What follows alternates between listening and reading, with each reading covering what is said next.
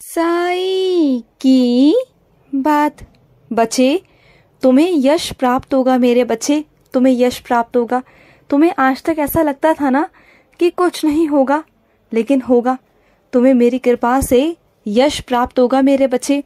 और सुनो, तुम्हें हमेशा ये लगता है ना कि पैसा तुम्हारे पास टिकता नहीं है, पैसे की तो सबको ज़रूरत होती है। तो सुनो, अगर तुम महीने का 10 रुपये कमाते हो ना, तो 8 रुपये अपने घर परिवार में लगाओ और 2 रुपये ना मेरे बच्चे किसी साधु की सेवा में, गौ की सेवा में, पशु पक्षी की सेवा में या फिर भगवत सेवा में लगाओ। अगर तुम 2 रुपये किसी को दोगे ना, किसी ज़रूरतमंद को, तो ऊपर वाला तुम्हारे लिए 2 लाख का इंतज़ाम कर देगा मेरे बच्चे। अगर तुम सच में धनी बनना चाहते हो, धन तुम्हारे पास टिके ये चाहते हो ना, तो तुम्हें कोई भी उपाय करने की ज़रूरत नहीं है। सिर्फ ये करना है, किसी भी जीव को आवश्यकता हो ना, ढूंढो मत, प्रयास मत करो, जो तुम्हारे सामने अपने आप आ जाए ना, अपने आप सहज स्वभाव आ जाए, तो उसकी मदद करो। चाहे कोई बीमार हो तो देखना, ऊपर वाले की इतनी कृपा रहेगी ना तुम पर कि श्री का वर्धन अपने आप हो जाएगा। श्री का वर्धन होगा, तुम देखना मेरे बच्चे। और सुनो, बिल्कुल भी ना निराश मत हो। एक समय ऐसा आएगा कि तुम अपनी छाती ठोकर कहोगे कि हाँ साईं, आप हो, आप मेरे लिए खड़े हो और तुम्हारी सारी परेशानियां, सारी मुश्किलें सब खत्म कर दूंगा मैं। तुम देखना, एक दिन वो भी ज़रूर आएगा मेरे बच्चे, ज़रूर आएगा। और सुनो, हमेशा याद रखना कि सद्गुरु परमात्मा कभी अंतर्ध्यान नहीं होते, वो तो विराजित होते हैं शब्दों में। अगर तुम साईं सा चरित्र पढ़ोगे ना, तो उनकी वाणी में वो चीज़ें हैं, वाणी ही सब कुछ है, वाणी में ही वो ईश्वर विराजित है, तुम्हारे साईं विराजित है मेरे बच्चे। जहाँ नाम जाप होता है ना, जहाँ पर सत्संग होता है, वहीं पर ईश्वर विराजित होते हैं, वो वहीं पर होते हैं। क्योंकि ईश्वर भी कहते हैं, जहाँ मेरा गायन होता है, जहाँ मेरा नाम जाप होता है, जहाँ मेरे भजन कीर्तन होते हैं ना, मैं वहीं पर विराजित होता हूँ मेरे बच्चे, मैं वहीं पर होता हूँ। और सुनो, लेना देना ये सब आवश्यक है मेरे बच्चे, लेकिन ये भी आवश्यक है कि लेने देने का स्रोत कहाँ से आता है मेरे बच्चे। मेहनत करने से अगर तुम मांगते हो, मेहनत कर कर मांगते हो ना, तो ये तुम्हारा हक है कि तुम मांगो और तुम्हारा कर्तव्य है। तुम्हारी सेवा तुम्हारे ईश्वर ने तुम्हें दी है कि तुम्हें देना है, और देने वाला बनो मेरे बच्चे। और तुम ये कहोगे कि साईं मैं देने वाला कैसे बनूं, तो तुम्हें लेने वाला भी बनना बहुत ज़रूरी है। तो सुनो, लेने वाला तुम अपने साईं से बनो, अपने साईं से मांगो मेरे बच्चे। अपने साईं से तुम जितना मांग सकते हो ना मांगो, और मैं तुम्हें देने वाला बनाऊंगा, मैं तुम्हें सक्षम बनाऊंगा मेरे बच्चे।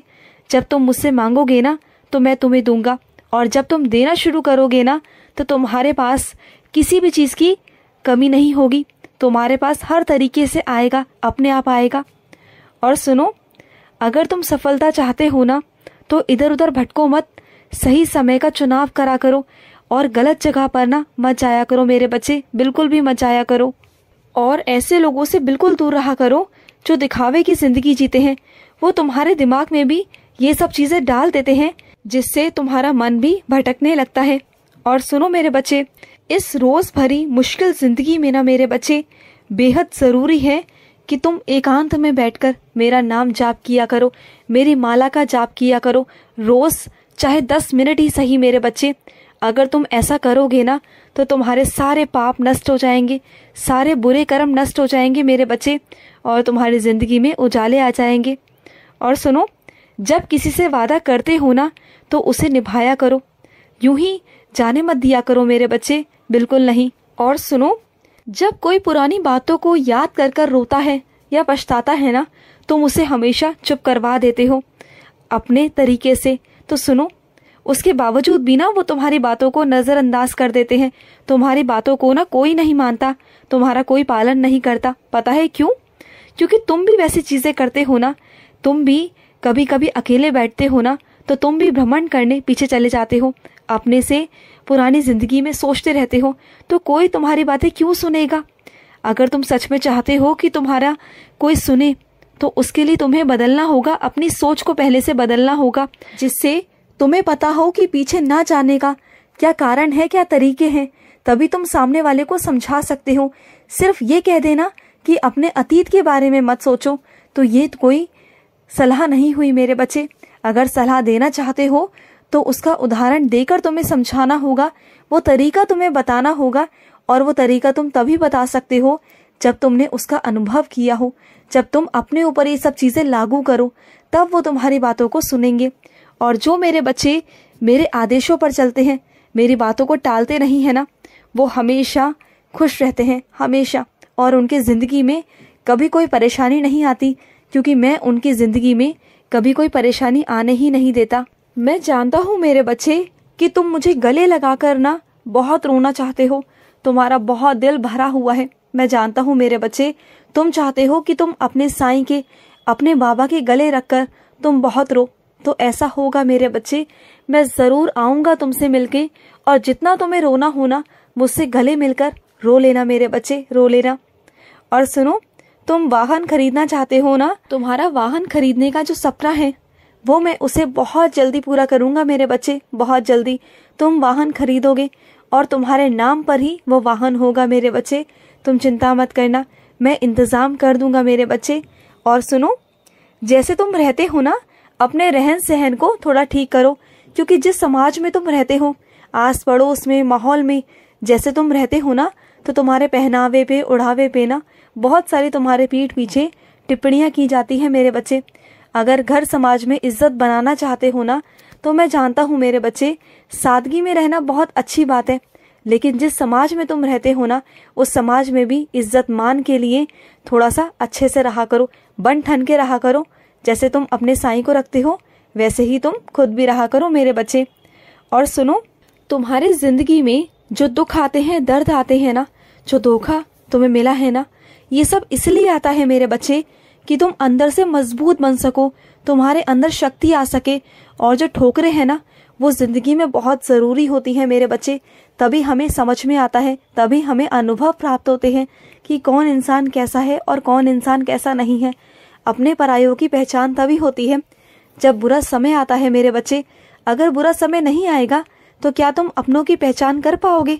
और आज देखो, तुम्हारा जो बुरा समय चल रहा है ना, तब तुम्हें समझ में आ रहा है ना कि कौन तुम्हारा अपना है, कौन तुम्हारा साथ दे रहा है और कौन नहीं दे रहा। क्योंकि जिसके लिए तुमने अपनी पूरी जिंदगी बर्बाद कर दी, व्यर्थ कर दी मेरे बच्चे, आज वही लोग तुम्हारे साथ में नहीं खड़े। तो वही सच तुम्हारे सामने लाना भी जरूरी था ना, क्योंकि तुमने जिंदगी भर जिनके लिए सब कुछ किया, सब कुछ, अपनी पूरी जिंदगी उनके लिए दे दी, तो क्या आज वो तुम्हारे लिए खड़े हैं? नहीं खड़े ना। तो तुम जिस वहम में जी रहे थे ना, उस वहमों से मुझे तुम्हें बाहर निकालना था मेरे बच्चे। मैं चाहता था कि तुम उन सब वहमों से बाहर निकलो और सच्चाई देखो कि सच्चाई है क्या आखिर मेरे बच्चे। तुम्हें सच्चाई देखने का पूरा पूरा हक है, क्योंकि तुम साईं के बच्चे हो, समझे ना मेरे बच्चे। और तुम जिस सुनार से मेरे बच्चे, या कहीं से भी जो ग्रह नक्षत्र के पत्थर पहनते हो ना, चाहे वो पन्ना हो, हीरा हो, या कुछ भी मेरे बच्चे, अपने राशि के अनुसार, तो वो सब नकली है मेरे बच्चे, वो सब नकली है। तुम्हें लगता है ना कि वो पहनने के बाद भी तुम्हें असर नहीं करते, वो इसलिए नहीं करते क्योंकि वो नकली है मेरे बच्चे। कुछ भी इस दुनिया में असली नहीं मिलता, और जितना तुम्हें दिया गया है ना, वो सब नकली है मेरे बच्चे, उसे मत पहनो। वो एक साधारण पत्थर है मेरे बच्चे, और कुछ भी नहीं है, सिर्फ एक रंगीन साधारण पत्थर है। तो उनसे बचो मेरे बच्चे, खुश रहो।